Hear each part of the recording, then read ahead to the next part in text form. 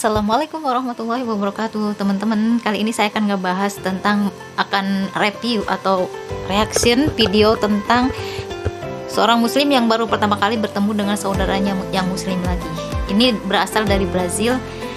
Jadi yang aku tahu terakhir saya nonton video itu, muslim Brazil ada sekitar 500.000 kalau nggak salah ya, kurang dari 1 juta, masih setengah dari 1 jutanya. Saya nggak tahu berapa banyak penduduk Brazil dan berapa persentase dari sekian banyaknya itu dengan 500.000 perbandingannya seperti apa, saya belum begitu ikuti.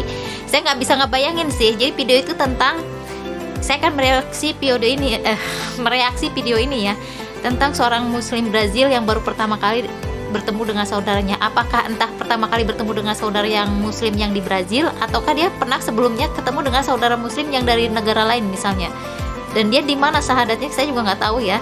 Tapi yang jelas judulnya tentang seorang muslim Brazil baru pertama kali bertemu dengan muslim lainnya. Saya nggak bisa ngebayangin sih guys, saya nggak bisa ngebayangin. Kita saksikan saja langsung videonya supaya kalian tidak terlalu lama menunggu ya. Nanti saya akan komentar di akhir sambil jalan atau kalau enggak. Oke, kita lihat langsung. Bismillahirrahmanirrahim. Namanya André Adam, jurnalis Brazil. Islam telah merubahnya menjadi lebih baik. Orang beriman itu bersaudara, ya benar sekali. Tapi bukan berarti kita sama orang genit harus berbuat baik atau bermanis-manis ria ya. Ya, lihat dulu. Ada aturan mainnya nanti di Islam, kalian harus pelajari, oke?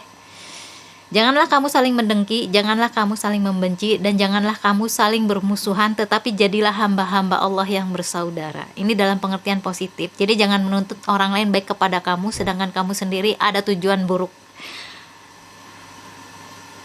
Hah? Oh, ini iklan.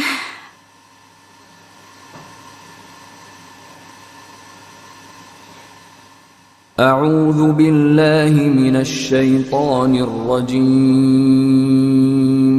بسم الله الرحمن الرحيم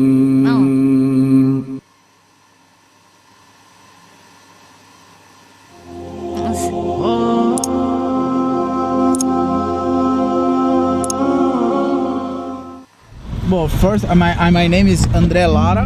I became a Muslim have 8 years ago. I don't know how to explain that, because I was in my home watching TV and something come to my mind and said you have to know a new religion, and the name is Islam. Go and find it. Before I drink, I don't drink anymore, and I stopped pig meat. Because I never liked that, and to stop was so easy. First, I remember when I became a Muslim, my mother said to me, but son, we will not go to the war, no? I said, Mom, it's not war. Islam is not war. It's only a religion. I am going to the God, not the war. My mother said to me, you are more calm. You can talk with me with more calm now. You can understand the things more. That difference are with you because the Islam, continue in the Islam because it's a good way for you, son. My mother said to me. Dua for me so important because it's the only way that you have to talk about Islam. Of Muslims in Brazil, here we have today maybe 500,000 Muslims in Brazil, and the Brazilians don't know about that. We have our mosques, and the Brazilians don't know we have mosques. In Islam, we believe in one Allah, and Muhammad, peace be upon him, is the final messenger. Okay, but look, the question is different. The question is Jesus God because he bowed down to God, he ate, so he can't be God? Aku baru tahu, aku pernah nonton ini soalnya. Asyhadu an la supaya kalian bisa ilaha illallah. Asyhadu an la ilaha illallah. Asyhadu an la أكبر الله أكبر لا إله إلا الله. Now I want to say I'm so Sunnah happy juga yang Jawa dan itu. because you are here in my home. Ini dia Because I sedang am Muslim have berkunjung ke 8 rumah years saudara muslim. and never Muslims brothers come to my home. Tidak pernah ada Pray saudara. with me. Which sure is the first time I can make my salat with brothers here. And thank you so much to be here. And you are always welcome here. Now you have my home like your home here. I never think I Mana? can get brothers, Muslim brothers in my academy playing jiu-jitsu. Udah siapin with me. tisu sebenarnya. And after my home praying with me, with my little boy, with my family, and I'm so happy. I'm crying, but I am happy. Thank you.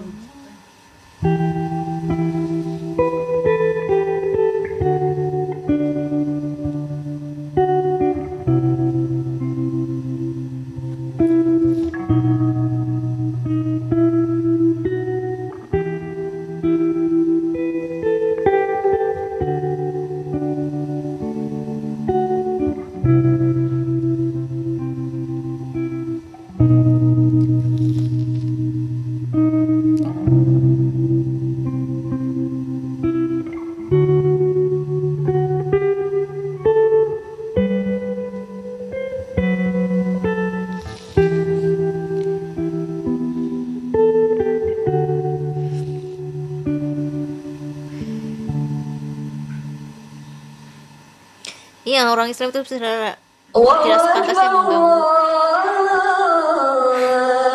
Ya, apalagi orang yang berada di bawah perlindungan yang harusnya berada di bawah perlindungan yang lemah di bawah.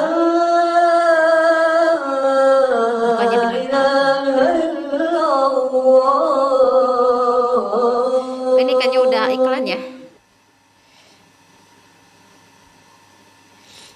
Saya cuman sebentar aja, kayaknya nih kesininya udah iklan beda. Jadi saya potong aja di situ. Sebenarnya saya kayaknya udah melihat cuplikan video yang tadi. Cuman saya nggak tahu ini video, saya lupa dari mana, siapa yang uploadnya. Tapi yang pasti dia membawakannya dengan cara yang berbeda. Agak kurang wise juga, agak kurang halus gitu cara dia upload video ini. Ya, saya lupa dari mana asalnya itu, siapa yang uploadnya, saya nggak teliti. Tapi yang jelas benar, Islam sesama Islam itu saudara. Jadi bukan berarti kalian berpikir bahwa lu kan Muslim, gue juga Muslim, lu harusnya baik ke gue dalam pengertian negatif ya. Baiknya itu nggak ada tuntutan, cuy. Keikhlasan itu nggak harus menuntut seseorang untuk berbuat baik ke diri lu, nggak ya. Bukan berarti ketika dia Muslim kita harus baik, nggak bisa juga seperti itu, saklek gitu ya. Kita baik pada orang genit, kalau itu salah ya salah, tetap ada batasan dimanapun. Kita baik sama orang yang lebih tua, memang itu ada aturannya ya, rambu-rambunya ada, Islam mengajarkan juga ya, selama itu tidak menimbulkan fitnah ya. Nah, masalahnya ketika kalian sudah menimbulkan fitnah bagi orang lain, jaga diri.